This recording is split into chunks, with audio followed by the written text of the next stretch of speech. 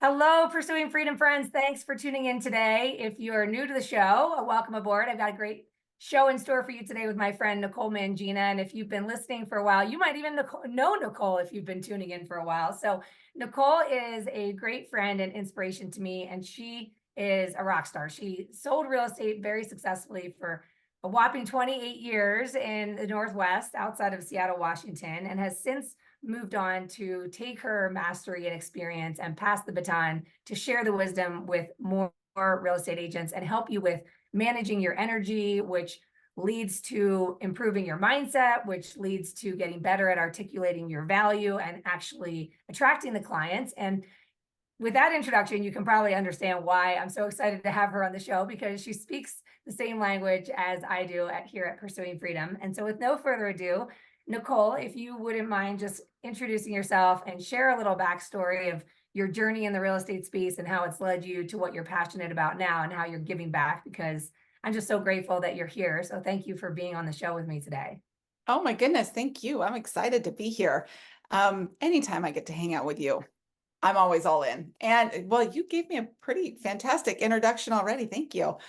Like you said, I have been doing this for 28 years. I was whopping 23 years old when I got my real estate license and came hopping into my, real estate office. I'm thinking this is great. I've got my career and it's almost, the record like, because you walk in and everybody looks super old. For the record, they were probably then the age I am now, but whatever.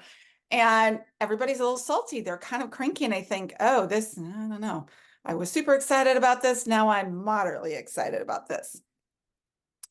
But, I stuck it out because here I am 28 years later. Real estate has been super good to me this entire time. I am incredibly grateful for the lifestyle that it has provided for myself, my family, all of that. But I found along the way, there's different aspects of running a business. There's the structure-y side of it, the how do you work with buyers, how do you work with sellers, marketing, all of that. And I'm really good at that. But what I found is the energy, how you show up, your vibe leads to your mindset, how you're viewing things, which then leads to your ability to articulate your value. And that was not something that I was good at in the beginning. In fact, I would drive to all of my appointments thinking, please don't ask, please don't ask, please don't ask. When you get to that point and well, first of all, you have to ask, how do you feel about working together? Great, I can ask that question. But what do you charge? Would you do it for less question? Oh my goodness, that just used to make me break out in a cold sweat. And my batting average, I'm a baseball mom, so most of my analogies involve sports, but my batting average was really low. I super struggled. So I had to figure out how to articulate my value. And it started with believing in myself. And because I was getting to the point that I resented my clients. And I realized actually it wasn't their fault. I really believe to my core, it's actually their job to ask, why should I work with you and why should I pay you? But I also believe they want to work with us and they want to pay our fee. They just want us to believe in ourselves so that they can then believe in us too.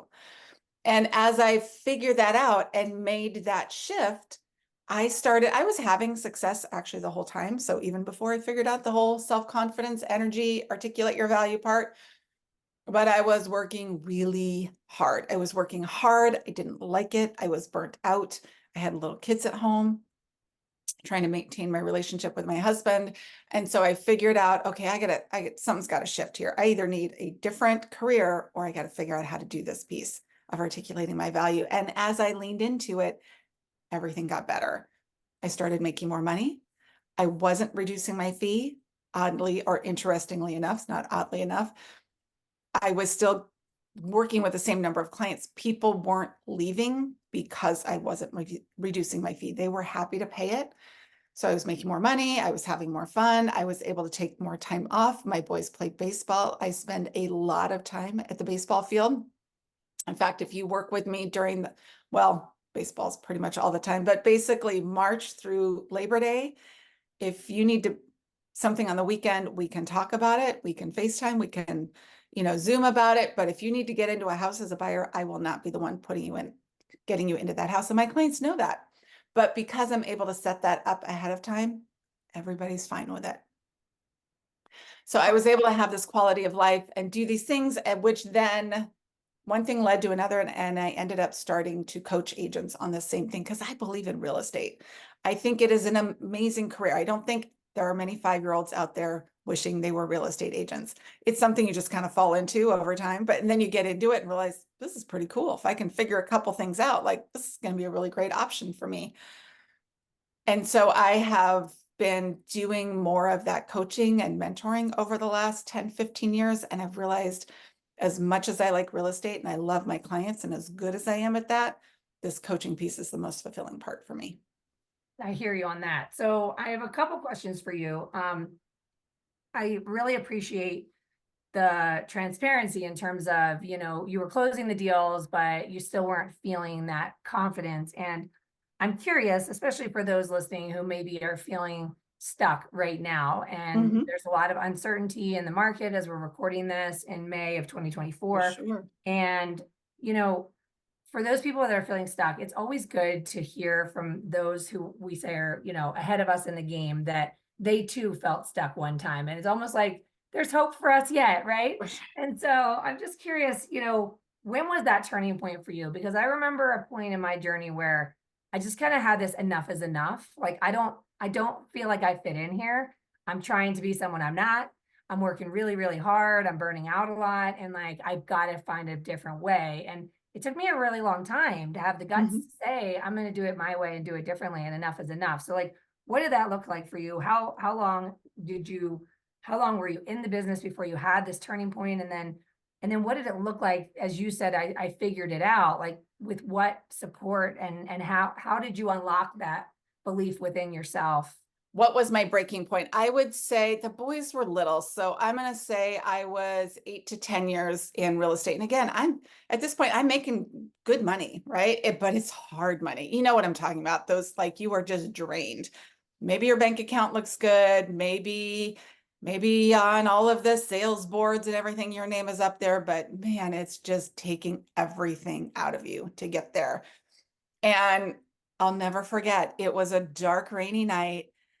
I ran an errand, was tired, and I came back and I had a parking ticket and I start bawling like the ugly cry.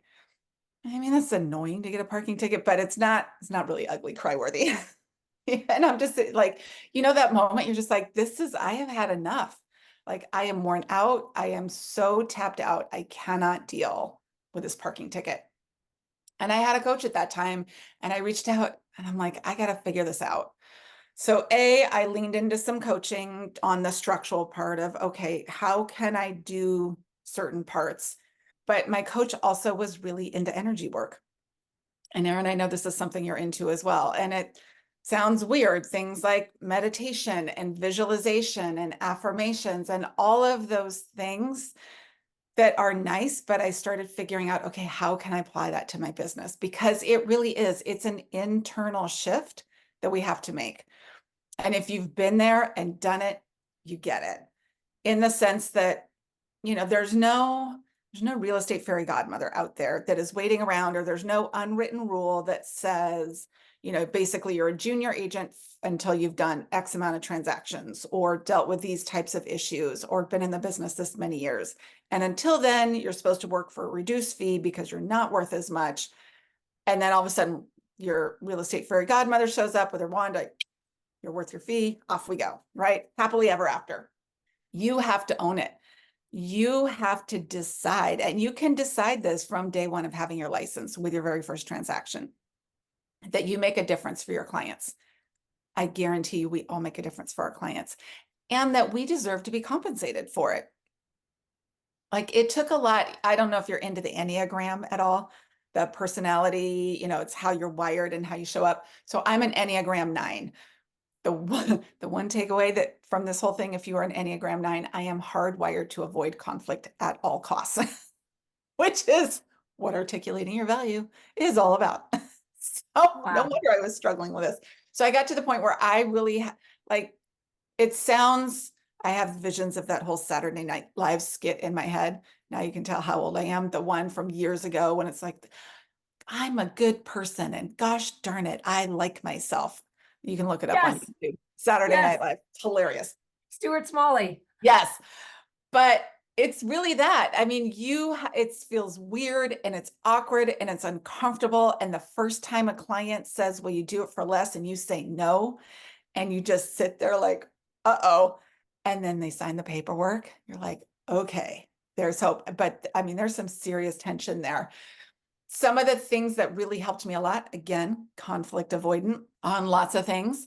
When I learned my own value, and I really, it sounds silly, but I do think we get caught up in this a lot. Like, this is our career. We do deserve, just like our clients get paid for what they do, we deserve to be paid for what we do.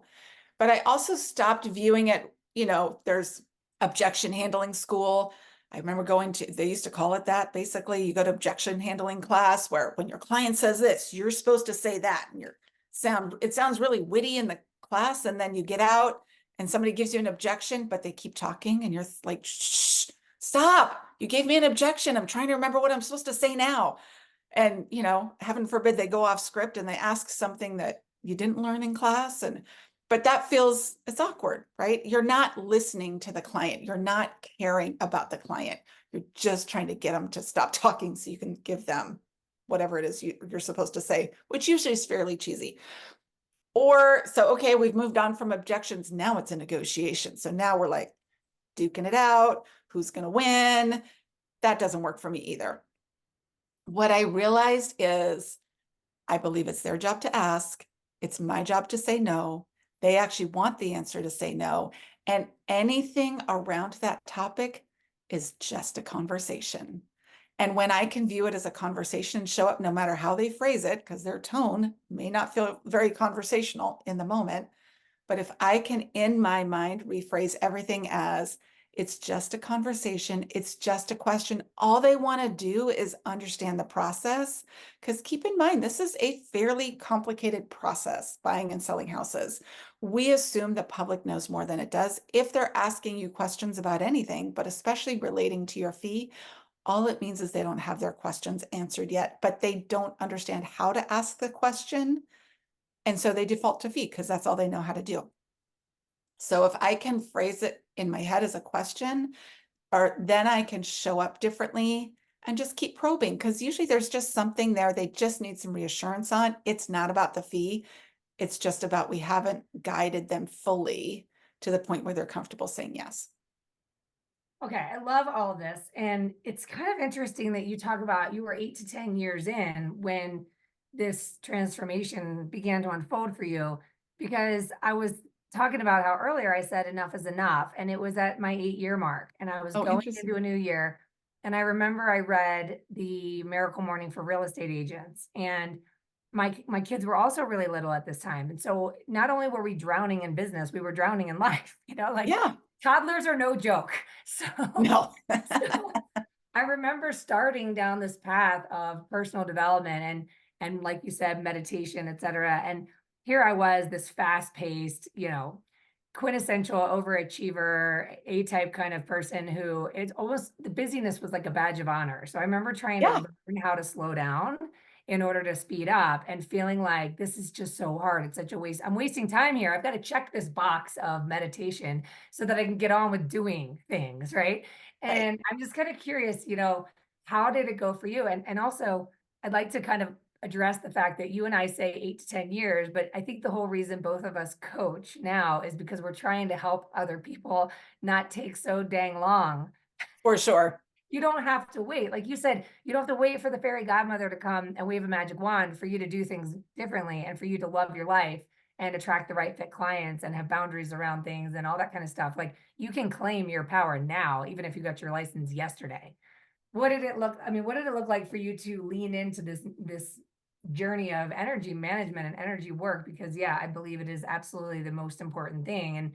And it's also the thing that helps us when we've been given a playbook of what to do and we still can't figure out why we're not in the mood to do it. Right. So For sure. talk to me about your way of articulating this inside out approach to success Yeah. in business and life and fulfillment.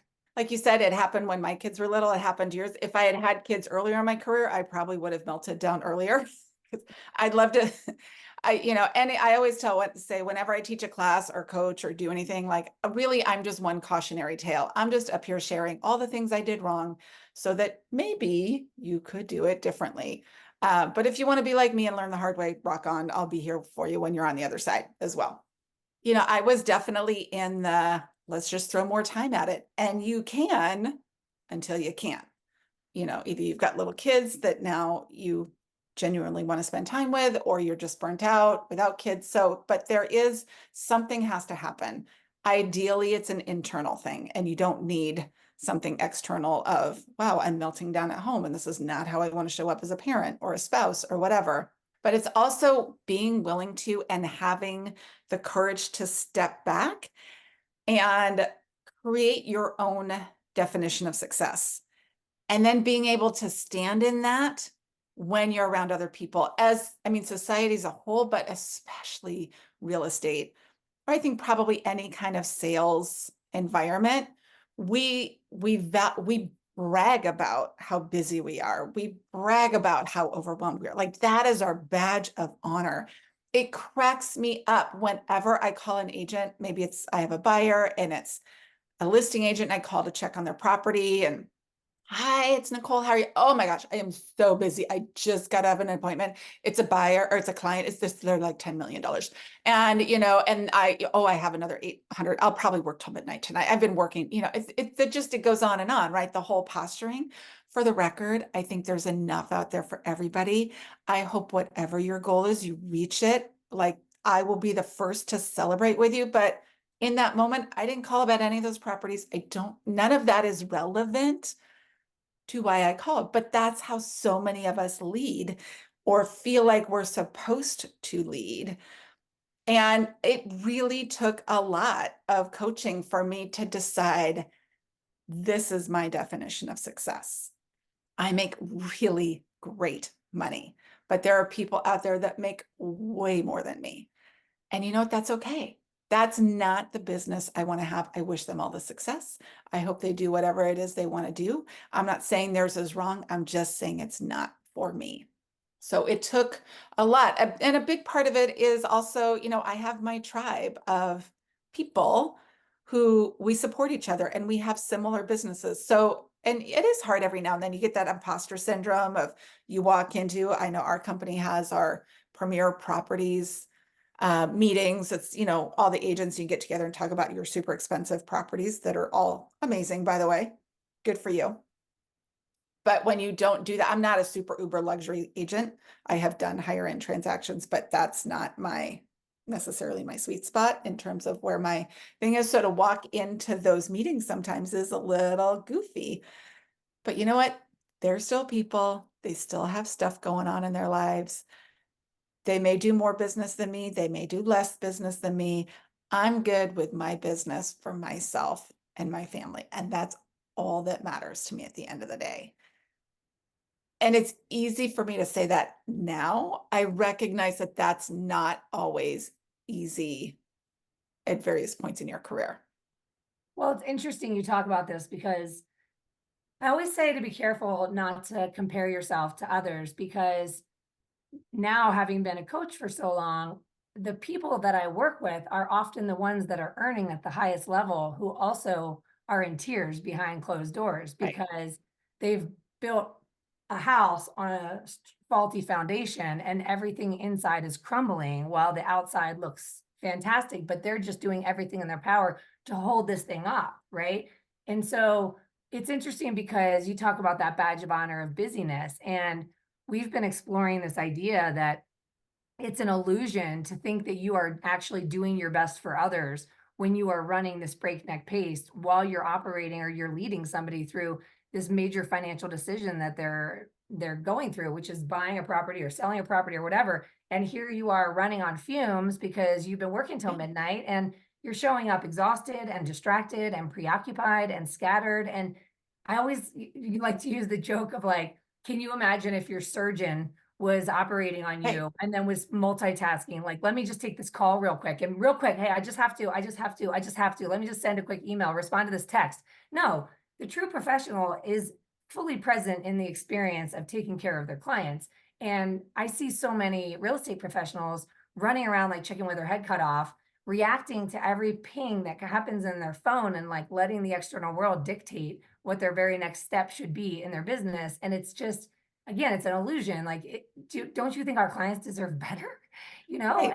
And what you just shared is that you've had a taste of both, right? You've had a taste of working really hard and the money was great. And you've also made an intention, a purposeful decision to prioritize how you feel, prioritize your energy and how you show up. And my suspicion is that it didn't affect or derail your financial abundance. It probably enhanced it, but at a minimum, it enhanced you and your life. Exactly. I still made the same. I actually grew my income. So this is not like the Jerry Maguire, oh, now we're all going to have quality of life and have no money. I really like money. I like expensive stuff. So this was not I'm going to dial it back and, not spend any money. I actually spend a bunch. But we're also my income grew, but we're also very intentional about how we do things. Both my husband and I have had conversations, and I think this is something that you're big on as well, Erin. We run our life very intentionally. Our house is nice. It's in a super awesome location. There are, again, people with much bigger, fancier houses than ours. We know what we're comfortable with from a financial standpoint. So the market can go up, the market can go down. I can do more business, I can do less business, and we're not financially stressed. We took the money that we could have spent on a bigger primary residence and chose to invest it in rental properties that will give us income over time when we want it down the road. We made some decisions about our finances that, again, my business still grew. It's not that I decided I was going to sacrifice quality of life for income. I actually believe you can have both, but we also have set ourselves up knowing that some people I think are super motivated by, oh, well, the whole, if you just spend it all, that's going to motivate you to show up. It doesn't. It makes me like hide under the covers. I can't do it. So, we have very intentional conversations about how we're going to run our finances, which then allows me to show up the way I want to show up. And I'm not stressed and chasing things down and making decisions in my business that don't ultimately support me or my family. So when you're working with clients, one question I have for you is, I guess the best way I can pose this is, you don't know what you don't know sometimes, right? Right. So when is it that an agent has this wake up call and contacts you and says, help me, please, Nicole, versus like, there's a fear, right? I mean, a lot of what drives that frenetic pace where people are simply surviving their own success, or maybe they don't have enough business or money coming in that they don't feel like they've earned the right to prioritize well-being and to Mm-hmm. slow down and to meditate and to work on their energy because they're anxious. They're freaking out about their pipeline or about whatever, and so there's a fear that if I were to deviate from this pace that I've become accustomed to, Mm-hmm. I'm going to lose my edge, or I'm going to, not achieve at the highest level that I want for myself. And I guess, it just, yeah, it comes full circle to when the client recognizes they need you. I mean, what does that conversation typically look like? And they come like, help me, because What they're do we just do? overwhelmed. Yeah. So the people that I work with, they understand that there is a mindset component to it. And I realize there's other people, they're like, whatever, we're just grinders. That's great. I'm probably not your person. So they understand that there is a mindset component to it. We do work on that. One of my secret powers, it's not secret because I'm about to tell you about it. Superpowers, that's what I was looking for, is hearing people's stories, because we all have stories in our head that are either helping or hindering us in our business, our life, all of it. When it's your story, you just think that's the way it is. I can come in and usually in 2 minutes of talking, you go, okay, here's what we need to work on. Here's the shift that you specifically can make that will give you a bigger, better return on what you're doing. The other thing that I help agents with a lot is when we struggle, we usually do the shotgun approach because we go with more is better. So all of a sudden we're signing up for internet leads and we're holding open houses and we're doing a farm and we're doing everything, sorta. So we're overcommitted, we're not following through on anything. And that's creating a big part of the burnout and the lack of results that comes from that. I'm not saying any of those things are not good or that they're wrong or ineffective. I'm just saying that anything you do, you have to follow through on fully to get the results from. And so when they're doing all of the stuff, then, but not following through on any of it, that's usually their issue. I always, again, sports mom, I always tell people it's a contact sport. At the end of the day, you are going to sell houses when you're in connection with people, which I know is a big thing that you're about. So, and then the other thing I always see is agents, well, so tell me what you're doing. You're struggling. Well, I'm working on my bio for my website. God bless you. Not a midday thing, right? Like important, not going to get you transactions. You need to get out and connect with people. It is a contact sport. And what are you seeing now in this current market in terms of how important this is for those who are choosing to thrive amidst choppy waters? Mhm. And these choppy waters create a lot of uncertainty and fear. So, it's kind of reverse engineering, like when there's a paralyzing uncertainty, how does this play into right now? We just have to keep showing up. The more conversations we have, myself included, I want to plan it all out in my head, in my little space before I have to go interact with the world because I want it to be all figured out. The only way you can figure it out is by interacting with the world. You have to get out there. Every time I have a conversation with somebody, it provides clarity, it provides an opportunity, it moves the needle forward somehow, some way.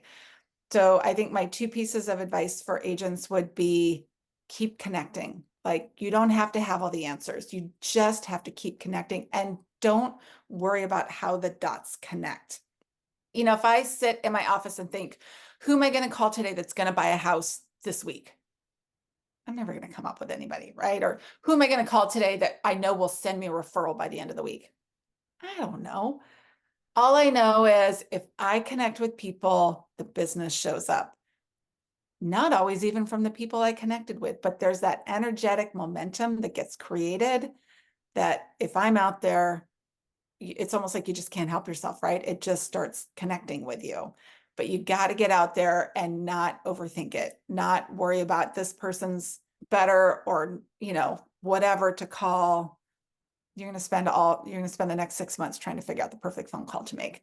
Meanwhile, if you just picked up the phone and made one phone call a day, you'd have more business than you can handle. I could not agree more. I love that you said that because I always say, pick up the dang phone. But you also talk about the dots, and I don't know who shared this quote with me earlier this year, but it's been stuck with me since basically January, that it's a Steve Jobs quote that you can't connect the dots looking forward, you can only connect them looking back. And so I've Yeah. been encouraging people to look at the relationships in your life that have come into your world unsolicited by you. So you Mhm. look back at that great client, that new friend, and you think to yourself, you did not premeditate that person into your life. You did not use your fear-based analytical brain to conjure up this human being walking into your world.